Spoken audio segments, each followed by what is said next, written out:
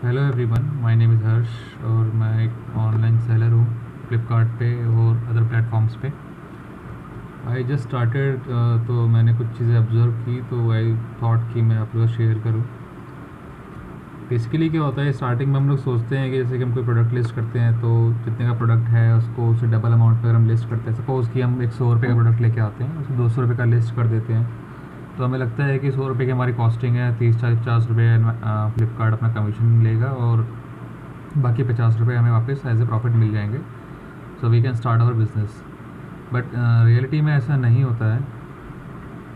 चीज़ें काफ़ी अलग होती हैं। जैसे कि मैं आपको दिखाता हूँ कि मेरे पास अभी मैंने जस्ट स्टार्ट ही किया था तो ज़्यादा बड़ी इन्वेंट्री तो नहीं है, लेकिन कुछ 5 प्रोडक्ट्स मैंने लिस्ट किए थे। वैसे कि एक योगा मैट था जो कि मेरे को 140 का मैं प्रिक्योर कर रहा था, 150 का सॉरी, और उसको मैं 230 का बेच रहा था। तो I thought I had an idea कि मुझे कुछ 20 25 रुपये का मार्जिन हम लेके चल रहे थे अपने लिए बट चीज़ें वैसी हुई नहीं जैसा कि हमने सोचा था और जैसे कि यहाँ कैलकुलेटर में दिखाया गया था। ये फ्लिपकार्ट का कैलकुलेटर जहाँ पे दिखाते हैं कि हमें एस्टिमेट हमें कितना प्रॉफिट मिल जाएगा, मतलब कितना पैसा मिलेगा अगर हम कोई सामान बेचते हैं तो यहाँ से हम इसको कर देते हैं 230, क्योंकि ये लिस्टिंग मैंने प्राइस अभी इंक्रीज़ किया है, पहले ये 230 का ही था। ये फ्लिपकार्ट प्लस कस्टमर को नो कर देना है दोनों को। अब see my listing price is 230 for local, zonal and national areas, but shipping charge जो होता है वो तीनों एरियाज़ के लिए अलग अलग होता है। जैसे कि लोकल आपका स्टेट टू स्टेट ही चल रहा होता है, अगर आप दिल्ली में और दिल्ली से कोई ऑर्डर आता है तो वो एक लोकल ऑर्डर माना जाता है। जोनल ये होता है कि जो दिल्ली के आसपास के स्टेट्स है, कि हरियाणा यूपी हो गया, तो वहाँ पे जोनल माना जाएगा। और नेशनल हो गए जो स्टेट्स बहुत दूर होते हैं दिल्ली से, जैसे कि जम्मू कश्मीर, तमिलनाडु, कन्याकुमारी, तो ये सब नेशनल में आते हैं। तो ये शिपिंग मैंने ली हुई है 230 के ऊपर, कि अगर बायर को ख़रीदना है तो इन जगहों पे जाने के लिए इतना शिपिंग चार्जेस को पे करना होगा। और नेक्स्ट हम आते हैं 21.89 कमीशन चार्जेस होता है लोकल के लिए, जोनल के लिए 22.71, नेशनल के लिए 24.37। फिर ये शिपिंग फ़ीस चार्ज हो रही है। शिपिंग फ़ीस के अंदर ये 81.42 लोकल में है, 121.54 जोनल में है, 162 रुपीज़ ये हमारा नेशनल में है। तो बेसिकली क्या है कि फ्लिपकार्ट जो है या फिर अमेज़ॉन जो है वो हम पे बाउंडेशन लगाता है कि आप इतने से ज़्यादा चार्ज नहीं कर सकते, लेकिन फ्लिपकार्ट हमसे इतना चार्ज कर सकता है, इतना सॉरी शिपिंग फ़ीस इतना चार्ज कर सकता है। तो आप देख सकते हैं कि ये ऑलमोस्ट 2.5 गुना का फ़र्क है जो कि हम चार्ज कर रहे हैं और जो फ्लिपकार्ट हमसे चार्ज कर रहा है।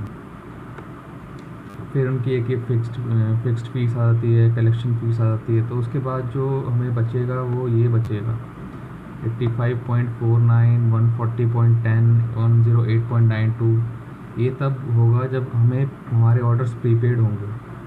इन केस कस्टमर ने बोला कि वो कैश ऑन डिलीवरी देगा तो हमारा जो पैसा है वो इतना रह जाएगा। मतलब कि मैंने 140 का जो ऑर्डर है वो मैंने 230 का लिस्ट किया, प्लस शिपिंग चार्ज अलग से मैं बायर से ले रहा हूँ, तो उसके बाद मुझे सब कुछ मिला जुला के 74.75 का मुझे पड़ रहा है, मतलब पैसा मिलेगा ऑलमोस्ट 150 रुपये खर्च करने के बाद। दैट मीन्स कि मुझे हर प्रोडक्ट पे 75 रुपीज़ का लॉस हो रहा है।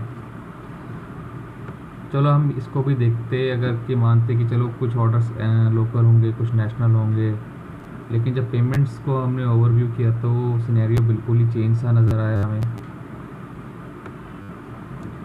जैसे कि मेरी पेमेंट्स हैं जो कि आने वाली हैं, तो हम पोस्टपेड पे क्लिक करते हैं। ये वो प्रोडक्ट्स हैं जो मेरे यहाँ से गए हैं, ठीक है। तो लेट्स सी, इसको हम क्लिक करते हैं। अब ये ट्रांजैक्शन हिस्ट्री को देखते हैं कि कैसे कैसे इन्होंने किया है।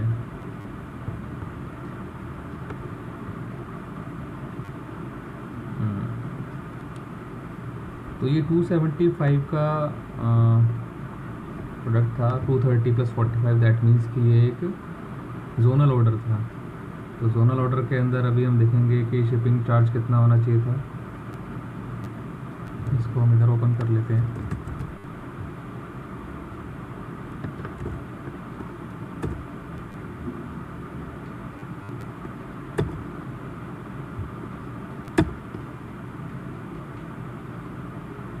आई थिंक ये ओपन हो रहा है। कोई नहीं, हम उसको लास्ट में देख लेंगे।